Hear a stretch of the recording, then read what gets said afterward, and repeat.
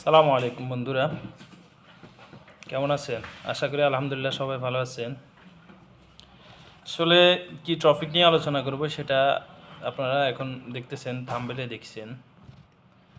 মূলত বিষয় হচ্ছে যে আমরাই একমাত্র জাতি যারা আমরা প্রবাসে থাকি। কেউ মিডল ইস্টে আছে, কেউ ইউরোপে আছে, কেউ আমেরিকাতে আছে, বিভিন্ন জায়গাতে আমাদের যে বাঙালি ভাইগুলো এগুলো ছড়িয়ে ছিটিয়ে আছে।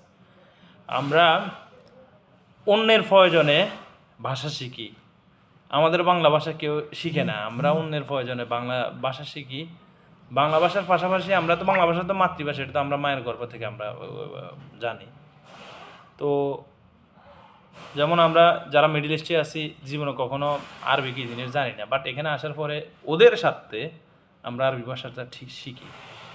ঠিক তেমনিভাবে আমাদের বাঙালি ভাইরা যে দেশে থাক ওই দেশের ভাষাটা আমরা আয়ত্ত করে ফেলি আলহামদুলিল্লাহ। এই দিক দিয়ে আমাদের নলেজ কিন্তু অনেক ভালো।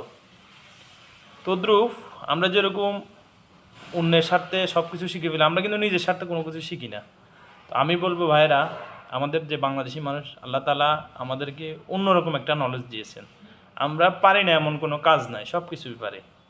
ওই যে দেখেন না, কিছুদিন আগে কাতারে মিসাইল মারছে বাঙালি, ওইখানে যায় বালতিতে পানি দিতেছে, অথচ এই দেশের ফায়ার সার্ভিস এখনও আসে নাই, ও পানি দিয়ে ওই ইয়ে করতেছে। আমরা সব পারি। অতএব আমাদেরকে আমাদের যে ইচ্ছা শক্তি আছে এটাকে জায়গায় তুলতে হবে।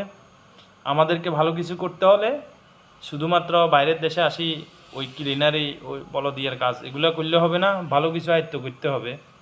কারণ আমরা যদি ভালো কিছু না করি কে করবে রে ভাই? আমাদের দেশেরও তো মান ইজ্জত আছে, মান সম্মান উপরে নিতে হবে। তো ভাইরা যারা আছেন ইনশাল্লাহ দেশে আছেন, বিদেশে আসার চিন্তা ভাবনা করতেছেন, কাজ শিখে আসবেন।